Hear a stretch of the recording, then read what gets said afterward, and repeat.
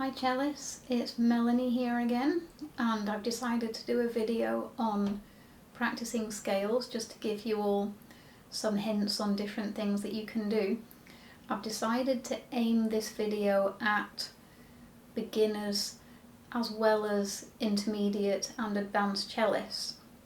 So I'm going to start off with what beginners can do with scales. So the first thing really is, if you're used to playing your scales from a book, as in reading them off a page, try playing them by memory. So just as long as you're aware of the spacings between the notes, for example, of a major scale, you've got tone, tone, semitone, tone, tone, tone, semitone. So there are two semitones in a major scale. So just as long as you're aware of that, you'll be fine. I think it's very important to play scales by memory, and that way your musical hearing develops even more. If you're just reading your scales off a page, then your eyes are doing most of the work. So I'll just choose a simple scale. So this part of the video is for beginners. I'll choose C major, 2 octaves, and at the beginner level it is pretty difficult to use the whole bow. So I'm going to stick to half the bow, and I'm going to stay in the lower half here. So what can I do with this scale? I'm going to check my first finger note in first position.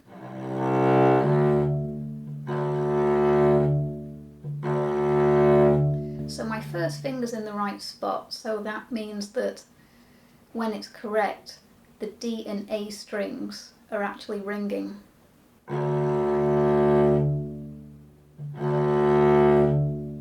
And you can hear them ringing as well. So I'm going to make it easy on myself. I'm going to play each note twice.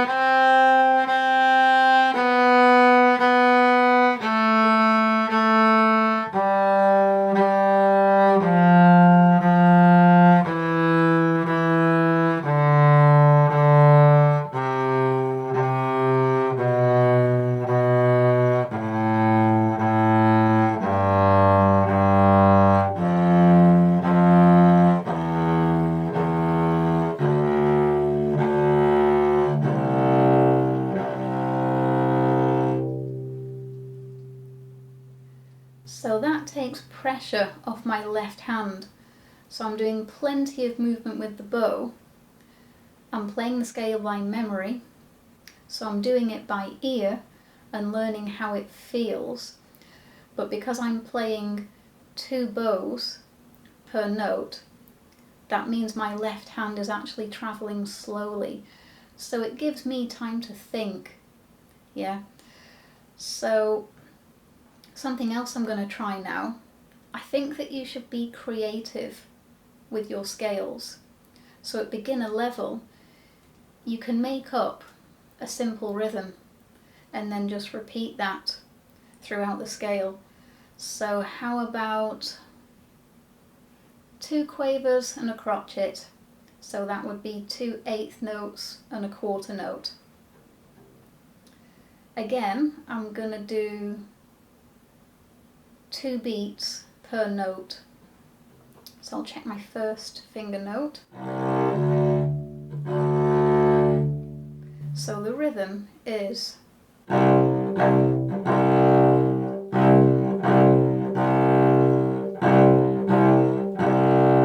etc. So I'm going to go through this scale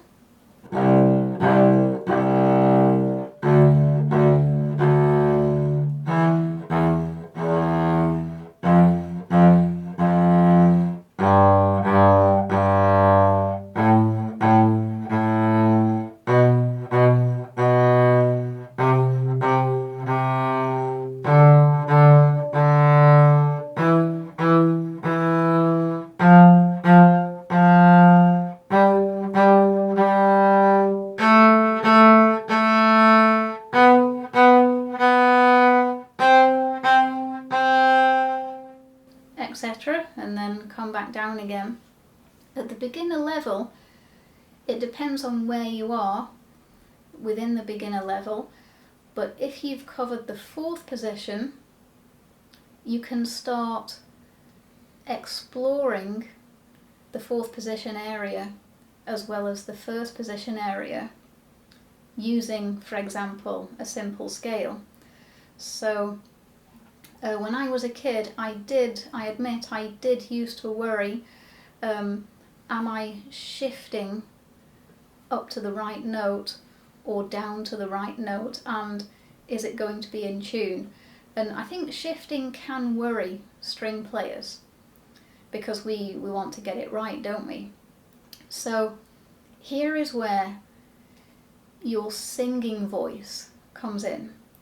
I'm not saying that you have to sing a lot, it's just a few seconds, but if you can sing through your major scale, just one octave, that will do your playing a lot of good, and your tuning will develop much sooner.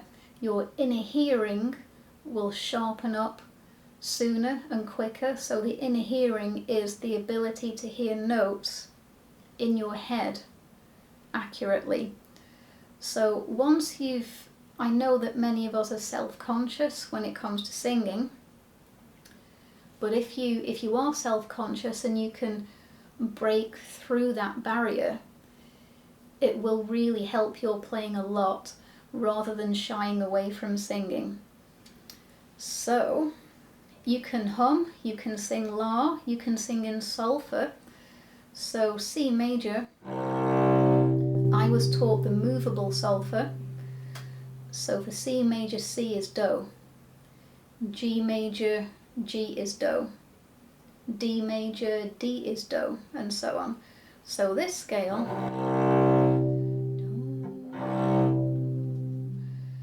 Do, Re, Mi, Fa. So the Mi to the Fa is a semitone. Do, Re, Mi, Fa, Sol, La, Ti, Do. Can just about reach that top note. So the T to the Do, which is B to C, is a semitone. The other semitone is Mi to Fa, which for C major is E to F. So the singing helps me and you to hear the next note of the scale in your head before you play it, and that gives your bow hand, your bow arm, your left hand instantly more confidence. So going back to the fourth position, if I've hummed this scale or sung it in solfa, that will give me more confidence when it comes to shifting from the G to the A using first finger in fourth position.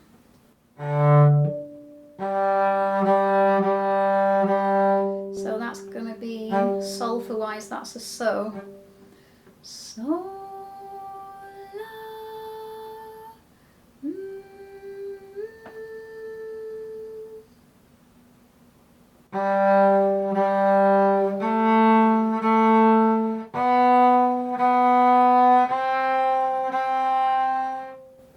It definitely helps. Singing really does help. So, play your scales by memory. Let yourself make mistakes. You must let yourself make mistakes. If you don't, you'll develop a style of playing that is cautious and careful, rather than a style of playing that is extrovert and confident. So here's the scale using first position and fourth positions. Checking my first finger. The top two strings are ringing.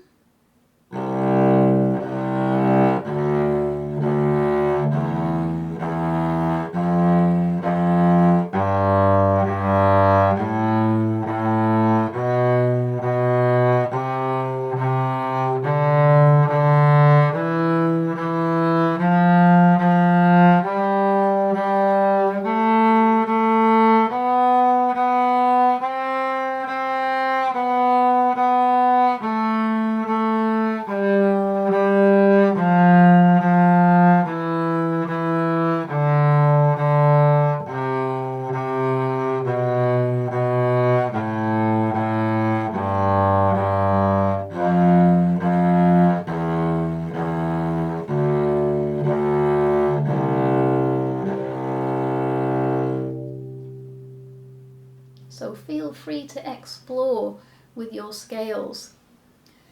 Make up a rhythm, be creative, do some singing. It will really help your playing.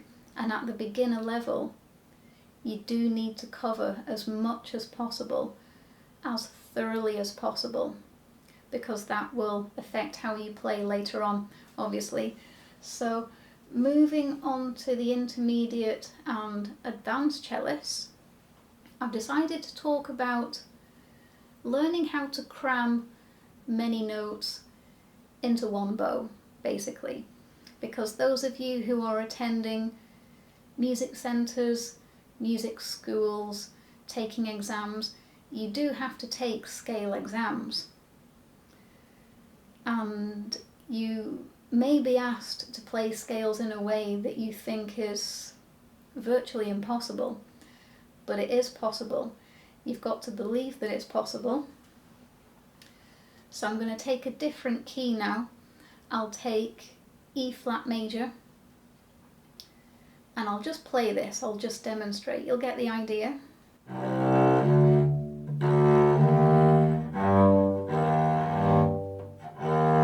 So get my first note secure.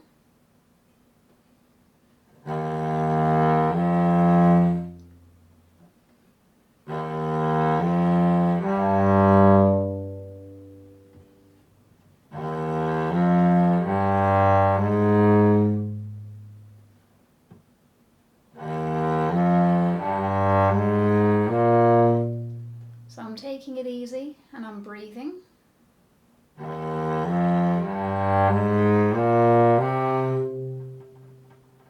Add a note.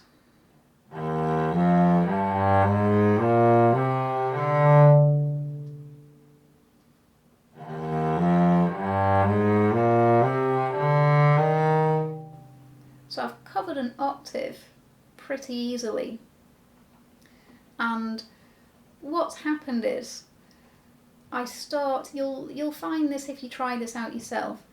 If you start with the bow roughly here, so it's just about over the fingerboard, you're using a faster bow speed for the first two notes. So the cello is happy for me to play with a faster bow speed round about here, close to the fingerboard. As I add more notes, I can actually feel the cello, it wants me to gradually move my bow closer to the bridge, which enables me to cram in more notes, and my bow speed will automatically slow down. So you're learning bow control. So I've covered an octave.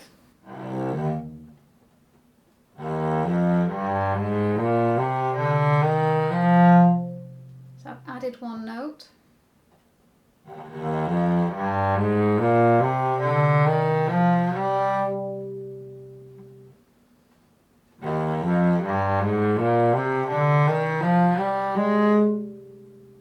My left hand is going faster.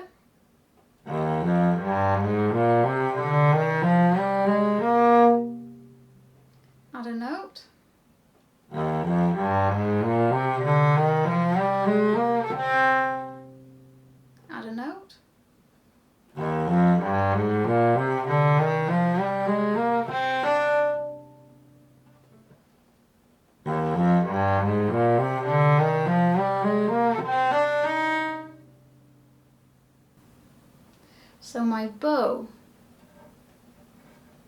I shouldn't have taken the bow off the string then, my bow ended up round about here, which is probably 1.5 to 2 inches closer to the bridge than it was when I first started the scale. So when it comes to these to those of you who are the more advanced cellists, intermediate and advanced, I think it's best if you and your cello are a team. So rather than fight the instrument, which is very easy to do, I think it's best to listen to your instrument. Listen to your instrument carefully, and if your cello doesn't like what you're doing, it will tell you for sure. So for example, the first 2 notes, if I use that same bow speed nearer the bridge, it doesn't work. If I use, and the cello's telling me, if I do the opposite, if I use a slow bow speed, try and cram in lots of notes here,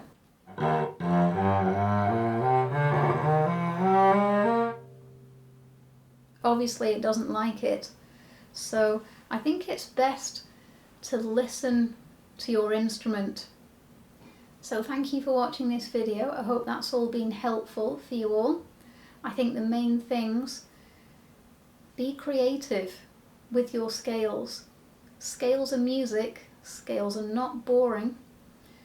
Really listen to your sound. The cello's a fantastic instrument, so just revel in your sound and really enjoy it. Check that you're breathing, do some singing, play your scales by memory, and use your scales to explore the instrument. Yeah, so enjoy your practice. I'll see you all in the next video. Bye.